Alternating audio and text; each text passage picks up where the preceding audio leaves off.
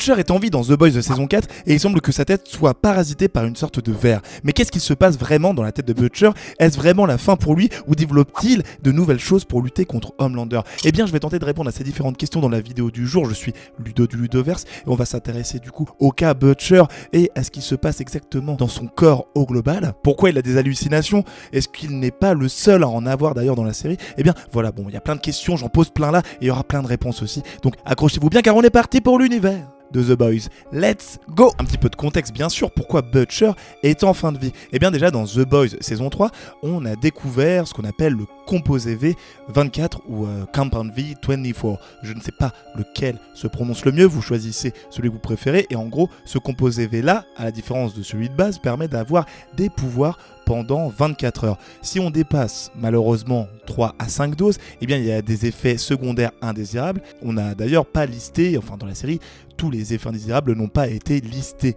Et Butcher, lui, dans la série, dans cette saison, décide d'en prendre pour pouvoir affronter Homelander et réussir enfin à l'éliminer. Spoiler alert, ça n'arrive pas, bien qu'il lui ait mis vachement de coups et qu'il y ait eu des affrontements extrêmement intéressants, mais les conséquences d'en avoir pris autant du composé V24, eh bien ça a fait que Butcher, eh bien on a annoncé qu'il allait mourir dans un an, dans moins d'un an. Et au début de la saison 4, eh bien on est passé à moins de 6 mois. Voilà, vous voyez un peu la temporalité dans cette saison 4 par rapport au saut dans le temps qu'il y a eu entre les deux saisons. Et dans les derniers mois qu'il reste à vivre à Butcher à cause de cette tumeur qui s'est développée, eh bien il va chercher à remplir ses objectifs, si on peut dire, donc qui sont de respecter la volonté de Becca, sa femme qui est décédée, on le rappelle, et donc ainsi protéger Ryan qui est le fils d'Homelander. Et si possible aussi, tuer Homelander, mais ça risque d'être plus compliqué vu le temps qui lui est imparti. Mais en parlant de Becca d'ailleurs, on va faire un petit détour parce qu'il y a quand même des choses à dire et qui sont en lien, vous allez voir, avec ce qui se passe dans la tête de Butcher.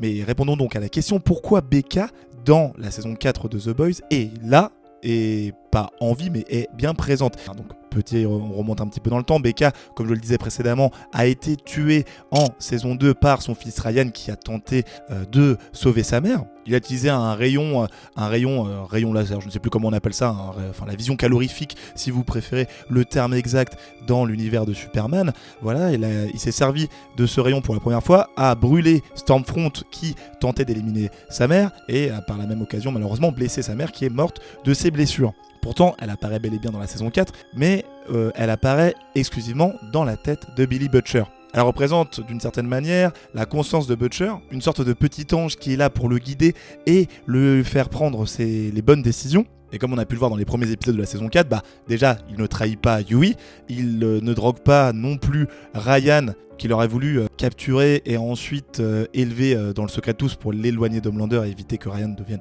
un méchant comme lui. Et quand je disais d'ailleurs il ne trahit pas Yui, ça nous a même livré une scène extrêmement drôle avec Victoria Newman qui a ouvert un fichier avec des fesses qui sont apparues directement en photo. C'était très drôle, on a applaudi ce genre d'humour. Victoria Newman d'ailleurs qui a eu une réaction totalement naturelle, c'est l'actrice qui a eu sa réaction et non pas, ce n'était pas joué si vous préférez. Et vous voyez donc tout ce qui concerne la trahison et le fait de droguer Ryan, eh bien l'ancien Butcher il l'aurait fait, mais là à cause ou grâce plutôt à Becca, eh bien il n'a pas du tout fait ça. Et cette hallucination là, ou même toutes les hallucinations, on va réussir à bien le prononcer, qui sont en lien avec Becca, eh bien ça se passe dans sa tête et on peut se dire aussi que c'est dû au Compound V24. Et pas que, et j'en parlerai un petit peu plus tard dans la vidéo. Et d'ailleurs le showrunner Eric Kripke avait dit en interview que au sein de Butcher il allait se passer un conflit intérieur avec par les bonnes choses qu'il peut être amené à faire et les mauvaises qui sont ses anciennes habitudes, et les bonnes choses elles sont caractérisées par Becca. Vous allez voir, j'ai une petite explication pour les mauvaises choses, ses anciennes habitudes, etc. Mais on y vient encore une fois après. Je vous fais beaucoup de teasing, mais c'est très intéressant. Je vous mets les petits pions un peu par-ci par-là. Et du coup, qu'est-ce qu'il se passe? Répondons à la question, qu'est-ce qu'il se passe dans la tête de Billy Butcher? Eh bien, comme je le disais précédemment, on ne connaît pas tous les effets secondaires du composé V24 et même du composé V normal, parce que on n'oublie pas non plus qu'il l'a révélé dans l'épisode 4, saison 4 de The Boys, Butcher, qu'il avait pris du composé V, le vrai composé V, pour pouvoir lutter contre le fait qu'il allait tout simplement mourir dans le futur, et a priori ça n'a eu aucun effet. Sauf qu'on n'est pas du tout sûr de ça, et les docteurs qui ont examiné Butcher non plus, je pense. Enfin je dis je pense, mais au final c'est Eric Kripke qui l'avait dit également.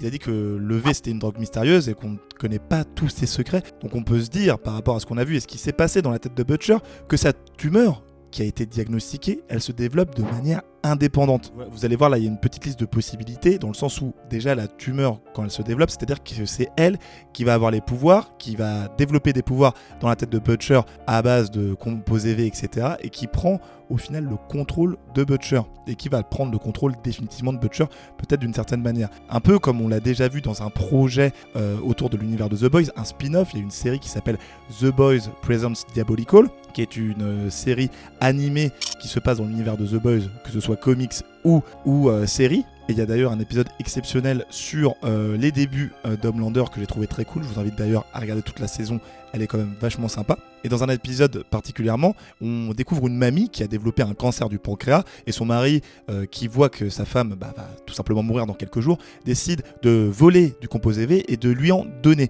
Et cette mamie développe des pouvoirs, mais pas directement. De base, en fait, c'est son cancer du pancréas qui a évolué et qui a, été alimenté par le composé V et qui a développé des pouvoirs. Le cancer est devenu une sorte d'entité qui peut ressentir, etc. Mais sa femme également a développé des pouvoirs qui lui sont propres. Donc on a d'un côté, suite au don du composé V, des pouvoirs pour le cancer et des pouvoirs pour la mamie. Et au final, ça pourrait totalement se passer de la même manière pour Butcher, qui développera potentiellement des pouvoirs pour lui, et que la tumeur, le ver qui se balade en lui, eh bien, si le ver est bel et bien la tumeur, bien sûr, eh bien, ce serait que les deux ont des pouvoirs et sont des entités indépendantes. Après, l'autre possibilité, c'est que le composé V, il est effectivement muté, qu'il se balade au final dans tout le corps de Butcher pour pouvoir lui donner des pouvoirs de manière permanente. On l'a vu, il est passé dans sa tête, dans son dos et est même rentré à un moment dans son œil. Ce qui lui a permis d'ailleurs, lors de son affrontement contre l'homme élastique,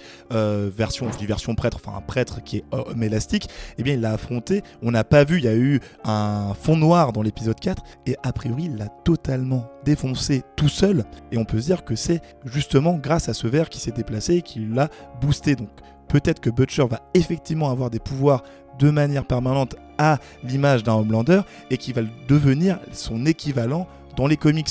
Parce que Butcher, enfin même si vous ne le savez pas, moi j'ai pas les comics avec moi, mais bref, dans The Boys, le comics là a inspiré la série et tous les boys de base ont des pouvoirs. Ils se piquent au composé V pour justement affronter les ennemis, les héros, les super-héros à armes égales, et donc ils ont des pouvoirs de manière permanente. Et le fait de donner des pouvoirs à Butcher dans la série pourrait permettre de boucler la boucle, comme vous vous en doutez. Mais du coup, par rapport à tout ça et le composé V24, etc., on a le droit de se demander si Butcher n'est pas le seul à avoir un ver dans la tête, parce que qui d'autre a utilisé du composé V24 ? Eh bien je vous le donne en mille. Yui s'en est servi, on ne sait pas s'il a eu des effets secondaires, mais si on part dans l'optique où BK c'est une hallucination, et que chaque personne qui dépasse le quota de composé V24 est sujet à des hallucinations, on peut se dire qu'actuellement Yui, il en voit aussi. Là, vous devez vous dire, mais qui est-ce qu'il voit dans ses pensées ? Qui est-ce qui se manifeste par le biais d'hallucinations ? Eh bien, moi, j'ai envie de vous le donner en mille. Sa mère. Pourquoi pas sa mère ? Parce que oui, elle a pop au moment où son père, interprété par Simon Pegg, est tombé dans le coma. Et bizarrement, on n'en avait jamais entendu parler avant. Enfin, si, on l'avait teasé, etc. Mais on ne l'avait jamais vu. Et d'un coup, elle pop comme ça. On n'a pas vu la maman avoir des interactions avec d'autres personnes directement. Donc, a priori, peut-être qu'il y a un délire un petit peu où juste Yui discute avec sa maman de son côté, et vu que c'est toujours dans l'hôpital, il n'y a pas forcément de discussion, où il n'est pas forcément jugé par le personnel médical parce qu'il ne parle qu'avec elle. Ou a priori, vu que tu es dans un hôpital, on peut se dire que la personne est en train de péter un câble, enfin peu importe. Et donc sa maman, elle se serait manifestée comme la conscience qui veut aider à tout prix son père, l'aider à aller mieux, etc.